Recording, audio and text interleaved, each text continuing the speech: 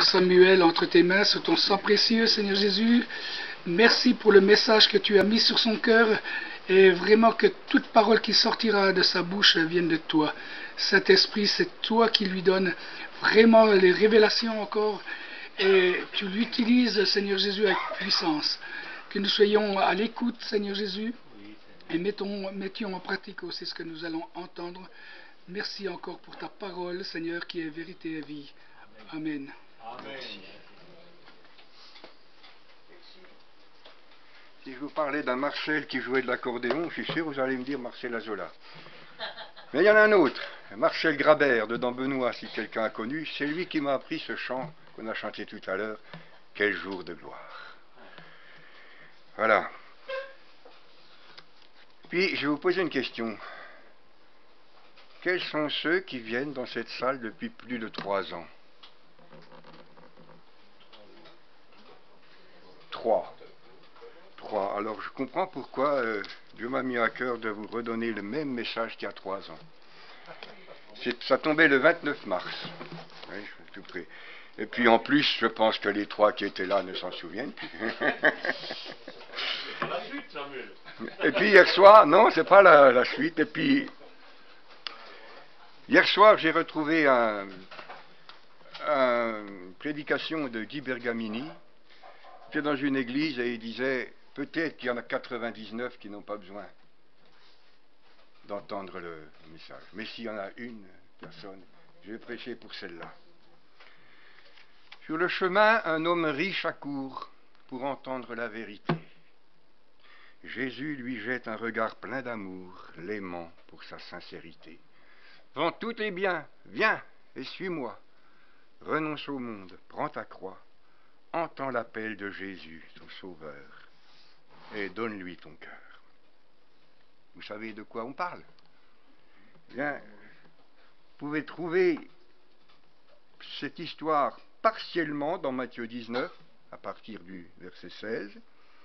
Vous pouvez la trouver partiellement dans Marc 10, à partir du verset 17. Et vous pouvez la trouver partiellement encore dans Luc 18, à partir du verset 18. Alors, j'ai fusionné les 3 passages pour en faire ressortir la totalité du message. Comme Jésus se mettait en chemin, un homme, un chef, accourut, et se jetant à genoux devant lui, « Bon maître, lui demanda-t-il, que dois-je faire de bon pour hériter la vie éternelle ?» Jésus lui dit, « Pourquoi m'appelles-tu bon? Il n'y a de bon que Dieu seul. Si tu veux entrer dans la vie, observe les commandements. Tu connais les commandements. Tu ne commettras point d'adultère, tu ne tueras point, tu ne déroberas point, tu ne diras point de faux témoignages, tu ne feras tort à personne. Honore ton père et ta mère. » Il lui répondit, « Maître, j'ai observé toutes ces choses dès ma jeunesse. Que me manque-t-il encore ?» Jésus, l'ayant regardé, l'aima. Et lui dit, « Il te manque une chose. Si tu veux être parfait, va, vends tout ce que tu as, distribue-le aux pauvres, et alors tu auras un trésor dans le ciel. Puis viens et suis-moi. » Mais affligé de cette parole, le jeune homme s'en alla tout triste, car il avait de grands biens. Jésus, regardant autour de lui, dit à ses disciples, « Je vous le dis en vérité, il sera difficile à ceux qui ont des richesses d'entrer dans le royaume de Dieu. » Les disciples furent étonnés de ce que Jésus parlait ainsi. Et reprenant, il leur dit, « Mes enfants, qu'il est difficile à ceux qui se confient dans les richesses d'entrer dans le royaume de Dieu.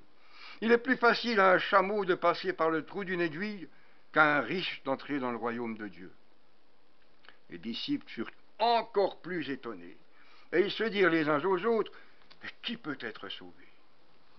Jésus les regarda et dit, « Cela est impossible aux hommes, mais non à Dieu. Car tout est possible à Dieu. » Alors, j'avais partagé avec ceux qui étaient là ce qu'on pouvait dire des disciples, ce qu'on pouvait dire de Jésus. qui sont là, présents dans cette histoire, mais celui qui est au centre, c'est bien sûr ce jeune homme. Alors, si vous voulez, on va se borner à examiner un peu son portrait, et vous pourrez le développer encore davantage. Première chose qui nous frappe, il est jeune, il est riche, il est influent. Alors ça, dans le monde, c'est formidable, hein, il a tout juste. Mais généralement, vis-à-vis de Dieu, c'est ça qui gêne, c'est ça qui fait obstacle. Eh bien, malgré ces obstacles, il a reçu l'appel, la vocation céleste, comme il est dit d'ailleurs. C'est déjà un miracle. Malgré les choses, vous savez, les gens, ils n'ont pas le temps, ils n'ont pas... J'ai déjà dit ça, je vous la redis. Ce frère qui était à un culte, puis quelqu'un vient, c'est un grand patron. Il avait une immense usine. Il y a quelqu'un qui vient pendant le culte, qui lui tape sur l'épaule, je lui dis, écoute, ton usine, elle est entièrement brûlée. Eh bien, me voilà bien débarrassé. C'est une bonne réaction. Mais lui, il n'avait même pas besoin, il avait pensé qu'il avait besoin de quelque chose. Est-ce qu'on cherche à connaître Jésus? Est-ce que c'est notre préoccupation première? Le ciel, la vie éternelle, le salut, le pardon, la délivrance de nos péchés. Est-ce que notre position, notre fortune, notre santé, notre travail, nos loisirs, ou à l'inverse, notre absence de position, de fortune, de santé, etc., est-ce que ce sont des obstacles? Est-ce que ce sont des choses qui nous distraient du ciel, du salut de notre âme, de la parole de Dieu, de l'obéissance à sa volonté? Est-ce que nous avons rejeté toute entrave pour le trouver à tout prix? Comme Paul qui dit ces choses qui étaient pour moi des gains, je les ai regardées comme une perte à cause de Christ. Et même, je regarde toutes choses comme une perte à cause de l'excellence, de la connaissance de Jésus-Christ mon Seigneur, pour lequel j'ai renoncé à tout. Et je les regarde comme de la boue, afin de gagner Christ, car Christ est ma vie, et la mort m'est un gain. Alors quelles sont ces choses? Oui. J'étais à la fin d'abord, il les énumère d'abord. Moi, circoncis le 8e jour, de la race d'Israël, de la tribu de Benjamin, hébreu, né d'hébreu. Quant à la loi, pharisien. Quant aux zèles, persécuteurs de l'Église. Irréprochable à l'égard de la justice de Dieu. Si quelque autre croit pouvoir se confier dans la chair, je le puis bien davantage, moi. Mais toutes ces choses, je les ai regardées comme une perte. Comme Zachée. Ah, elle est belle cette histoire, hein. Jésus entrait dans Jéricho, et voici un homme riche appelé Zachée, chef des publicains, cherchait à voir qui était Jésus. Mais il ne pouvait y parvenir à cause de la foule, car il était de petite taille. Il courut en avant, monta sur un sycomore pour le voir, parce qu'il devait passer par là. Il a oublié le protocole, il a oublié son éducation, il a oublié la modération que son rang lui imposait. Il a trouvé le moyen de remédier autant à son infériorité physique qu'à son orgueil de classe. Voir Jésus à tout prix. Ça devait murmurer, hein. Comme Bartimée, à Jéricho aussi. Lorsque Jésus sortit, avec ses disciples et une assez grande foule, le fils de Timée, Bartimée, mendiant aveugle, était assis au bord du chemin. Il entendit que c'était Jésus de Nazareth, et il se mit à crier, « Fils de David, Jésus, aie pitié de moi !» Plusieurs le reprenaient pour le faire taire, mais il criait plus fort, « Fils de David, aie pitié de moi !» Jésus s'arrêta et dit, « Appelez-le. » Ils appelèrent l'aveugle, en lui disant, « Prends courage, lève-toi, il t'appelle. » L'aveugle jeta son manteau et se levant d'un bond, vint vers Jésus. Il est dépendant Il a certainement besoin des autres pour le guider, mais il ne s'occupe pas de ce qu'ils disent. Le plus important, c'est que Jésus l'entende. Il jette, j'ai mis entre guillemets, sa pauvre richesse, son manteau, son confort rudimentaire, son seul gage en cas de dette. Vous trouvez ça dans l'Ancien Testament. Il oublie toute précaution, parce que l'important, c'est d'atteindre Jésus. Et c'est à la suite de ça que Pierre dit, mais alors nous, Seigneur, nous, on a tout quitté, hein. Et que Jésus lui dit, il n'y a personne qui, ayant abandonné son père, sa mère, ses champs, etc., ne retrouve au centuple et la vie éternelle. Voilà la première facette de ce portrait. Il a vaincu les choses qui étaient des entraves. Deuxièmement, il se pose la seule question utile, la vie éternelle. Sa quête spirituelle ne s'est pas fourvoyée dans des choses étranges ou secondaires. Vous savez, dans les boîtes à questions, dans les questions que les gens posent sur Internet, c'est incroyable, des questions. Ils se cachent la tête pour des questions dont la réponse ne leur servira à rien. On appelle ça la théologie. Est-ce que ceci, est-ce que cela, est-ce que Jésus avait les cheveux noirs, ou etc. Est-ce que... Oh là là là là. Ça aidera beaucoup. Hein. Vous pouvez prendre tous les points de la théologie, finalement. Ce sont des questions qui ne servent à rien. Et c'est pas nouveau, hein. Et je me demande quelles sont les questions qu'on se pose, quelles sont nos préoccupations, quelles sont nos ambitions. Et il y a des gens qui ont dit à Jésus, dis-nous, est-ce qu'il est permis de payer le tribut à César? J'ai bien dit que c'était pour l'ennuyer. Maintenant, on pose plutôt la question, hein, est-ce que c'est permis de ne pas payer les impôts? Est-ce que c'est permis? Une autre leur dit, Moïse, dans la loi, nous a ordonné de lapider de telles femmes. Et toi, qu'est-ce que tu dis? Menteur. Moïse, dans la loi, dit, ils seront lapidés l'un et l'autre. Alors ils l'ont prise en flagrant délit, puis elle est toute seule. Ah, c'est bizarre. Hein. Mais toujours est-il qu'ils viennent avec des questions comme ça. Jésus est là. Dieu marche sur la terre. Tout ce qu'il trouve comme question, c'est cela. Ou bien encore, tu vois, cette femme, son mari est mort. Alors elle a épousé le frère, c'est la loi. Et puis il est mort. Puis il y en avait 7. Puis ils sont morts les 7. Alors à la résurrection, elle va être la femme de qui? Ah là là là là, quelle question. C'est grave, hein? Ah ouais. Et ainsi de suite. Ou encore l'aveugle. Les disciples lui dirent, les disciples, hein, pas les pharisiens. Qui c'est qui a péché? C'est lui ou c'est ses parents? Grave question, hein? Quand vous avez une épine dans le pied, où est-ce que je l'ai eu? Dans le jardin ou au bois? Où est-ce qu'il était au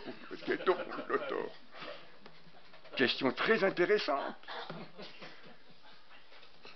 Et puis encore, ah ça alors celle-là elle ne va pas vous faire rire. Jésus s'assit sur la montagne des Oliviers. Et les disciples vinrent en particulier lui faire cette question, dis-nous, quand cela arrivera-t-il et quel sera le signe de ton avènement et de la fin du monde? Ah mes amis, ça fait 2000 ans qu'on écrit là-dessus. Ah oui. Je me souviens, j'étais tout petit, aux années 50, 53, 55. Il y avait déjà des articles qui disaient qu'il était minuit moins 5. C'était vrai d'ailleurs. Maintenant, il est moins 1 ou moins quelques secondes. Mais quelle préoccupation. Jésus dit, veillez pour être prêt. Vous ne savez pas si ce sera au chant du coq, si ce sera à midi, ce sera, etc. Mais alors on fait, on invente des choses. On a compris des images de l'enlèvement. Alors ça fait des autos sans chauffeur, des trains sans chauffeur, des avions sans pilote. Mais qu'est-ce qu'ils savent s'il y aura encore des autos, des avions et des trains? Au train, où vont les choses? Eh oui. Oui, je ne te dis pas que je ne sais pas si nous aurons ce que nous avions. Mais quelle drôle de préoccupation. Dis-nous, on veut savoir, voilà ce qui germe dans la tête des gens, et qui germe toujours. Comment que ce sera? Est-ce que ceci? Est-ce que cela? Puis je voudrais savoir la date, comme ça je me prépare la veille. Ah, Seigneur. Alors une autre question que les Juifs lui posaient, es-tu plus grand que notre père Jacob, qui nous a donné ce puits, qui en a bu lui-même? Ou encore, es-tu plus grand que notre père Abraham? Eh bien oui, ah oui. Avant qu'Abraham fût, je suis. Qui prétends-tu être? Et puis alors celle-là, on doit la poser aussi. Pierre s'approcha de lui. Seigneur, combien de fois pardonnerai-je à mon frère lorsqu'il péchera contre moi? Sera jusqu'à 7 fois? Ah, la question. Ah, j'aime bien parce que Paul écrit, par exemple, vous savez que je n'ai rien caché de ce qui vous était utile, et que je n'ai pas craint de vous prêcher, de vous enseigner publiquement et dans les maisons. Je ne dis pas tout le passage. Normalement, je vous ai annoncé tout le conseil de Dieu. Ah, il n'a pas parlé de la fin du monde. Il n'a pas donné de date. Il n'a pas parlé des couleurs, enfin, etc. Vous savez que ce passage, il est quand même intéressant, ce que je vous ai dit tout à l'heure à propos des 7 maris. Parce qu'il y a eu un concile pour connaître le sexe des anges. Alors que Jésus leur dit, nous serons comme les anges. C'est-à-dire qu'il n'y aura plus de mari et de femme. Ça veut tout dire. Mais on pose même des questions alors que les réponses sont écrites noir sur blanc.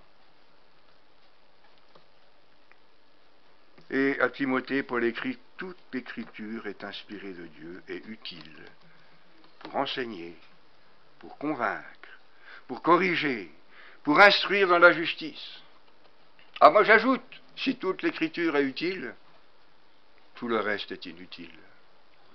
On n'a pas besoin d'autre chose, de discussion.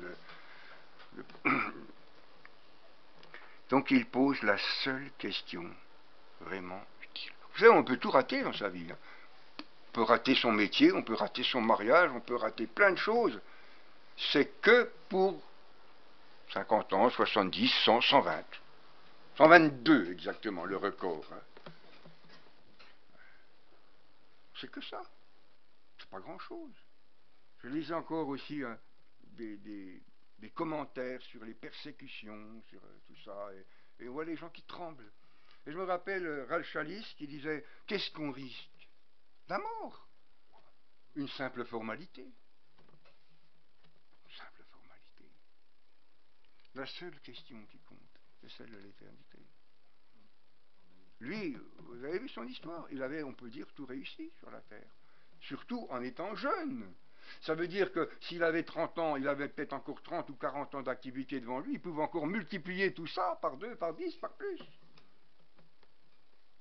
Mais la question qui le préoccupe, qu'est-ce qu'il faut faire pour hériter la vie éternelle? La troisième chose, c'est que il va s'adresser à la personne la plus qualifiée pour lui répondre. À qui est-ce qu'on pose nos questions? Vous savez, il y a des gens qui sont venus une fois vers Jésus, il dit voilà, on a demandé à tes disciples de le délivrer, celui-là, mais ils n'ont pas pu. Ils ont bien fait de venir vers Jésus quand même. Il y a des limites aux capacités, même des serviteurs de Dieu d'ailleurs. Ah, c'est un grand proverbe. Il vaut mieux s'adresser au bon Dieu qu'à ses saints. À qui on s'adresse? Lui, il a compris. Il est allé directement vers Jésus. non seulement le vrai Dieu qui sait toutes choses, non seulement le vrai homme qui parle le langage des hommes, bien plus que ça, qui parle ton langage, mon langage, celui qui me comprend, même si moi je m'exprime d'une façon que n'importe qui d'autre ne me comprend pas, mais encore à l'auteur unique du salut. Ce même qui est appelé salut de Dieu. Dans le discours de Siméon, la prière Siméon, tu laisses ton serviteur s'en aller en paix, car mes yeux ont vu ton salut. Alors à qui on pose nos questions? Aux philosophes? Aux gourous? Aux pasteurs? Aux commentateurs de l'écriture? Ou bien est-ce qu'on va à la source, à Jésus? Et souvent, si on ne les pose pas directement à Jésus, à la parole, c'est parce qu'on sait qu'avec eux, on ne peut rien cacher. Si on va voir le pasteur, c'est facile de lui raconter la moitié de notre histoire, la partie qui nous avantage, puis de lui demander un jugement à partir d'un discours tronqué. Puis après ça, on dit, ah ben il m'a dit, forcément, tu as menti.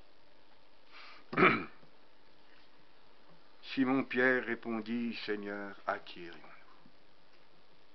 Vous voyez cette histoire où les disciples qui disent c'est une parole dure, qui peut l'écouter, et puis à partir de ce moment-là, plusieurs s'en vont.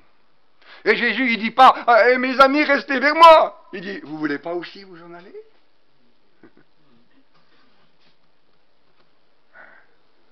Et Pierre dit, Seigneur, auprès de qui nous irions-nous? Nous en irions-nous? Tu as les paroles de la vie éternelle. Et nous avons cru et nous avons connu que tu es le Christ, le Fils du Dieu vivant. Vous savez, c'est cette histoire aussi terrible, hein? Une révélation, une minute après une bêtise. Hein? Mais auprès de qui nous en irions? Puis encore ce psaume cantique, qu'on connaît bien aussi, je lève mes yeux vers les montagnes. D'où me viendra le secours? Le secours me vient de l'Éternel. De l'Éternel qui a fait les cieux et la terre. Je dis toujours, si vous ne croyez pas à la première phrase de la Genèse, ne me dites pas que vous croyez autre chose dans la Bible. J'avais il y a 45 ans de ça déjà, en colonie de vacances, un gamin. Il ne croyait pas à la création, mais il croyait en Jésus. S'il ne croit pas à le maître de l'univers, comment il va croire? Je ne sais pas. Le secours me vient de l'Éternel. Ça me raconte une histoire, je n'ai pas célébré, il y a à peu près 100 ans de cela, un Américain qui avait la Ford T. Vous savez, c'était quelque chose, la Ford T. C'était la moitié de la production automobile du monde.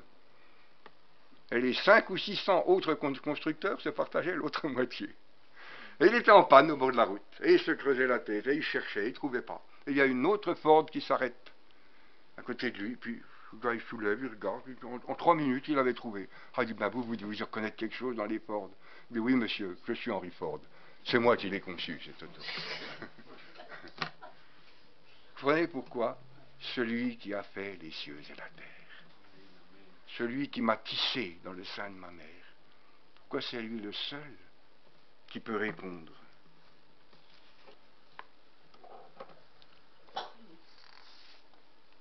Quatrièmement, je vois qu'il adopte une attitude humble et déférente. C'est un chef, quelqu'un qui a de l'influence. Et on a vu tout à l'heure les pharisiens disent qui tu es toi, hein? Non mais nous on descend d'Abraham, hein? Et puis d'Isaac, et puis de Jacob, hein, quand même, hein, tu n'es pas plus grand qu'eux. Et cet homme qui a réussi, ce chef admiré, il se jette aux pieds du prêcheur méprisé.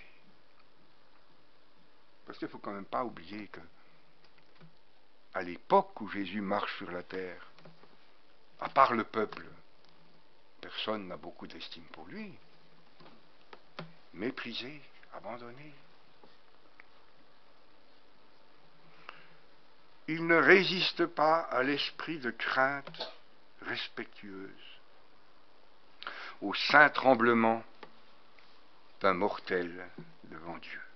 Vous savez, ce cantique, je ne sais jamais, c'est un mono, mais entre Édouard, Adolphe, je ne sais plus lequel c'est qui a écrit « Que ne puis-je, ô mon Dieu, Dieu de ma délivrance, remplir de ta louange et la terre et les cieux », et puis un couplet dit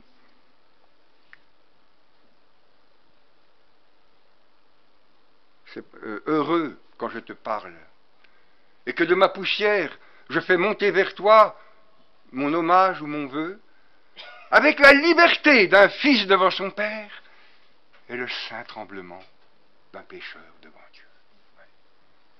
Ça ne s'exclut pas, ces deux choses-là, c'est une seule et même chose. Comment nous approchons-nous de Dieu?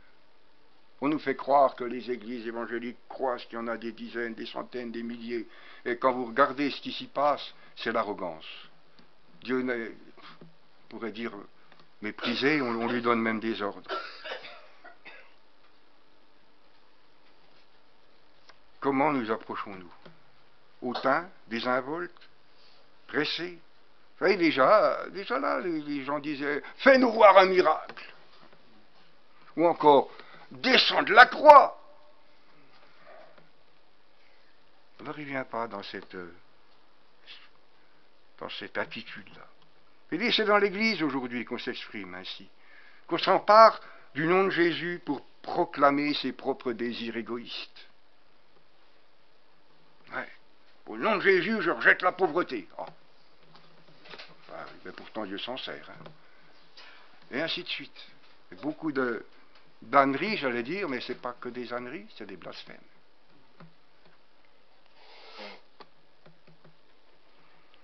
On utilise le nom de Jésus, on le brandit pour s'opposer à la parole de Dieu, pour promouvoir ce que Dieu réprouve. Dieu résiste aux orgueilleux. Mais il fait grâce aux humbles. Soumettez-vous donc à Dieu, résistez au diable, et il fuira loin de vous. Dieu résiste aux orgueilleux. Ah ben j'ai demandé ça, puis il m'a pas... Je crois plus, hein, parce qu'il m'a pas exaucé. Ah, heureusement. Il adopte une attitude humble et déférente. Cinquièmement, il passe avec succès le test préliminaire de la loi. Il n'a pas triché avec sa religion. Il a fait ce qu'il a pu. J'ai observé toutes ces choses dès ma jeunesse. Vous savez, il y a aussi une fausse doctrine comme quoi si on fait tout de travers, c'est un bon brevet pour s'approcher de Dieu, etc. Quand Jésus voit venir Nathanaël, il dit « Voici vraiment un Israélite dans lequel il n'y a point de fraude. » La loi mosaïque ne pouvait pas le sauver, mais il n'a pas triché avec.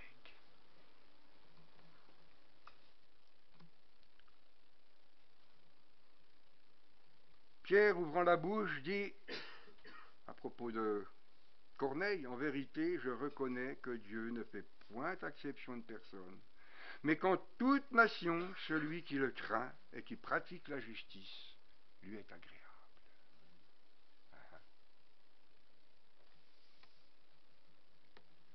Alors, quand on vient le chercher, il n'avait pas envie d'aller chez Corneille. Et puis, ceux qui ont été envoyés lui disent, Corneille, centenier, homme juste et craignant Dieu, de qui toute la nation des Juifs rend un bon témoignage. Waouh! Il a été divinement averti par un saint ange de te faire venir dans sa maison et d'entendre tes paroles. Notre foi, c'est Lydie, marchande de pourpre de la ville de Thyatire, une femme craignant Dieu. Et elle écoutait. Le Seigneur lui ouvrit le cœur pour qu'elle fût attentive à ce que disait Paul. craignant Dieu. Quelques-uns furent persuadés et se joignirent à Paul et Silas, ainsi qu'une grande multitude de Grecs craignant Dieu. Et beaucoup de femmes de qualité. Ils s'entretenaient donc dans la synagogue avec les Juifs et les hommes craignant Dieu. Oui, on croit des fois qu'être mécréant, c'est le brevet. J'aime ceux qui m'aiment, et ceux qui me cherchent me trouvent. Sortant de là, il entra chez un nommé Justus, homme craignant Dieu, et dont la maison était contiguë à la synagogue. Tout ce portrait-là, mais c'est presque le portrait parfait, ça nous montre le chemin, ça nous montre les dispositions nécessaires. Et puis, alors qu'il a fait tout ce qu'il a pu, qu'il a observé toutes ces choses dès sa jeunesse, il pose quand même la question, mais qu'est-ce qui me manque? C'est-à-dire qu'il a conscience que son obéissance parfaite ne suffit pas. Son obéissance extérieure. C'est facile, hein, quand on vous dit, premièrement, tu fais ça, deuxièmement, tu fais ça, vous prenez la liste, tac, tac, tac. C'est relativement facile. Il se rend compte que ça ne suffit pas. Il se rend compte, j'insiste. Ce que je veux dire par là, c'est que la faillite des œuvres, ce n'est pas une doctrine.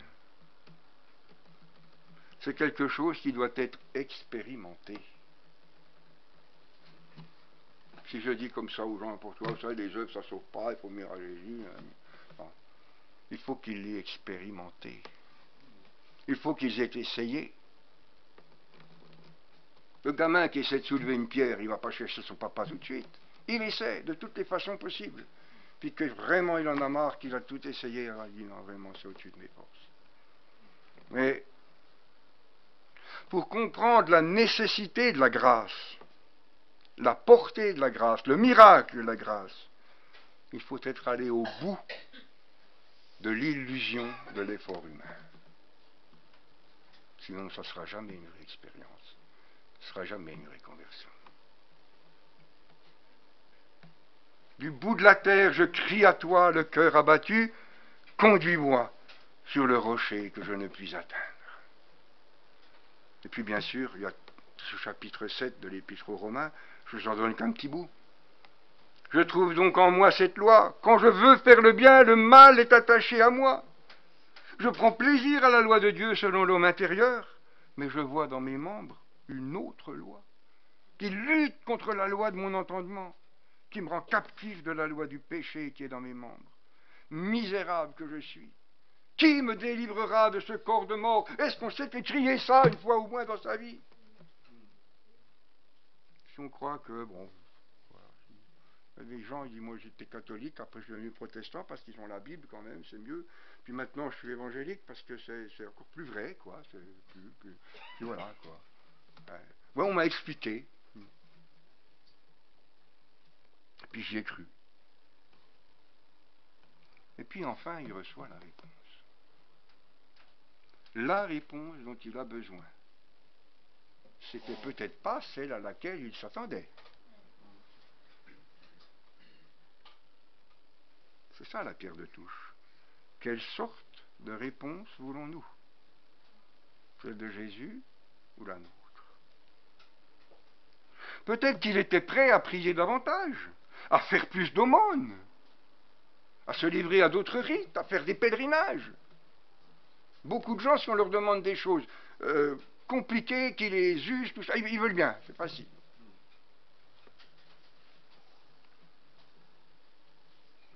Mais la repentance, ça c'est trop dur.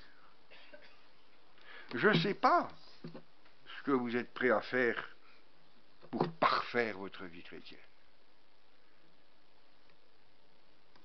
Je sais que les recettes proposées par les diverses écoles évangéliques, les diverses écoles bibliques même, les divers témoignages, ça ressemble beaucoup au truc de la religion païenne. Ça y est, il a trouvé. Lui c'était comme ça, l'autre c'était autre chose. Je ne sais pas ce que Dieu pourrait vous demander de particulier. Ce qui, chez chacun, individuellement, constituent un obstacle au salut ou à la marche. Ça, c'est l'affaire de chacun. Je ne sais pas ce qui constitue un obstacle au salut ou à la pleine jouissance du salut. Mais je sais ce que Dieu nous demande à tous. Et que nous allons voir. Jusqu'ici, le parcours de cet homme était parfait. Et cependant, les paroles de la vie éternelle ne se sont pas imposées à lui comme la seule voie possible. Il pose la question, mais il espère quand même que... une autre réponse. Il paraît que Voltaire, je crois, son médecin lui dit, tu es dans un état lamentable, tu vas mourir. Est-ce qu'il y a quelque chose que tu voudrais? Oui, je voudrais un autre médecin. Dites-nous des choses agréables. La démangeaison d'entendre des choses agréables. Il a mesuré le fossé qui séparait sa pensée de celle du Seigneur. Il a mesuré son incapacité à franchir ce fossé. Et il en est profondément attristé. Là, j'écris, il y a beaucoup de pseudo-évangéliques modernes qui ne s'embarrasseraient même pas d'un tel complexe.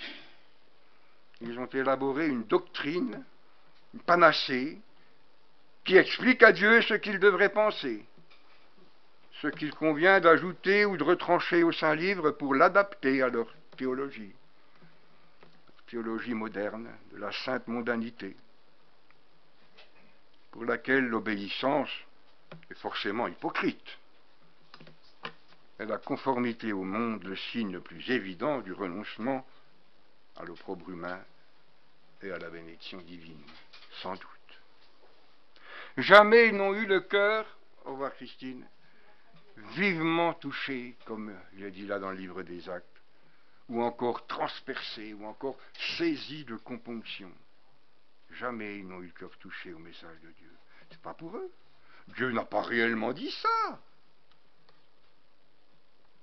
D'ailleurs, le joug est trop lourd pour les concerner. Ils ne craignent pas de déclarer avoir reçu de Dieu lui-même une dispense de devoir, une exonération de soumission, un permis de licence,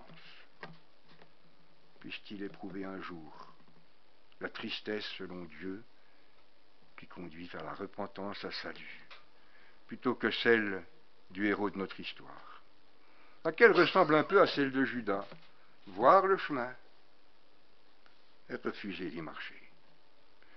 Se juger soi-même indigne de la vie éternelle, dit un autre passage. Méconnaître le temps de la visitation. Les choses qui appartiennent à ta paix.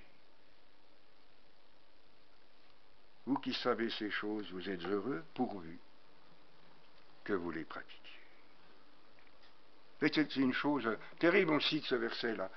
Jérusalem, Jérusalem, combien de fois j'ai voulu rassembler tes enfants comme une poule rassemble sa couvée sous ses ailes, et vous n'avez pas voulu. Si on résume, parce que là c'est Jérusalem, mais on peut résumer pour beaucoup de choses. J'ai voulu, mais vous n'avez pas voulu. Puis après, Seigneur, comment ça se fait? Ouais. Ça va très très loin, vous savez. Plusieurs, en ce jour-là, me diront, n'as-tu pas enseigné dans nos places? Est-ce qu'on n'a pas mangé avec toi? Est-ce qu'on n'a pas chassé les démons en ton nom? Je vous le dis ouvertement, je leur dirai, je ne vous connais pas. Retirez-vous de moi, vous tous qui commettez l'iniquité. Est-ce que je remarque ici, voilà encore une chose essentielle, tout à l'heure je vous ai dit, Jésus, il a dit, mais est-ce que vous ne voulez pas vous en aller? Il n'a pas dit, restez, restez s'il vous plaît, je suis tout seul. Et ici, il ne court pas après. Comme font beaucoup de chrétiens, beaucoup d'évangélistes, beaucoup de pasteurs. Il ne va pas lui courir après pour lui dire, écoute, on va arranger ça. On va te mettre un peu moins d'obligations. Non, il n'y a pas ça. Il le laisse aller. Il ne lui a pas proposé un salut au rabais, une renégociation des conditions du salut, un églisage au rabais. Le salut de Dieu, retenez bien ça, s'accepte aux conditions de Dieu. On ne change pas, on n'ajoute pas, on ne retranche pas. On n'en entend plus parler de cet homme-là. Je ne sais pas ce qu'il est devenu. Est-ce qu'il a encore rajeuni? Est-ce qu'il a vu croître sa richesse, son influence, sa sagesse et même sa religion? Est-ce qu'il a concentré en sa personne la richesse de Crésus, la puissance d'Alexandre, la sagesse de Salomon, la beauté d'Apollon, que sais-je encore, et gagné le monde entier dans tous les cas? S'il n'est pas revenu à Jésus dans la repentance, il est perdu pour l'éternité. Et cela nous rappelle notre choix. On peut repartir tout triste en se disant tu es un maître dur et sévère.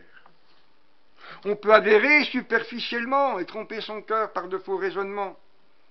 La théorie du péché, ce n'est pas la conviction de péché.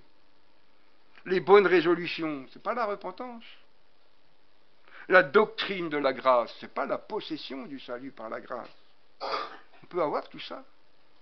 On peut avoir été catéchisé, c'est-à-dire finalement formaté. Et ça n'est pas le salut. Les sentiments ne sont pas le salut non plus. Alors il nous reste à venir ou à revenir au pied de la croix simplement. Laisser le fardeau. C'est-à-dire, vous savez, quand on a quelque chose de lourd, on dit c'est un fardeau. Puis quand on a acquis beaucoup de savoir, on dit c'est un bagage. Un bagage, ça pèse lourd aussi. C'est aussi quelque chose qu'il faut abandonner. Tout ce que l'on croyait honorable, utile. Et la résistance qui nous fait suivre de loin. Et perdre le premier amour. Et je reviens à une question toute simple que Jésus nous pose. Que sert-il à un homme de gagner le monde entier s'il faisait la perte de son âme? Voilà, je crois qu'on peut se retrouver un peu, bien sûr pas dans toutes les caractéristiques, mais dans le cheminement, ce cheminement qui semble excellent et qui bute sur la dernière marche. La dernière marche. Jésus a dit aussi une fois, tu n'es pas loin. Tu n'es pas loin du royaume de Dieu. Ça serait bête d'être pas loin, mais quand même à côté. Longer la frontière. Voilà, Seigneur, merci parce que tu nous parles non pas durement, mais justement. Tu nous fais cette proposition. Ne veux-tu pas t'en aller aussi pour voir, pour tester, pour savoir ce qu'il y a au fond de mon cœur?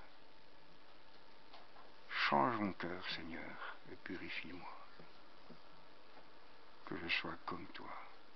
Que je ne passe pas à côté en n'ayant pas voulu ce que toi tu aurais voulu de toujours. Voilà, conduis et garde-nous encore aujourd'hui, dans cette semaine.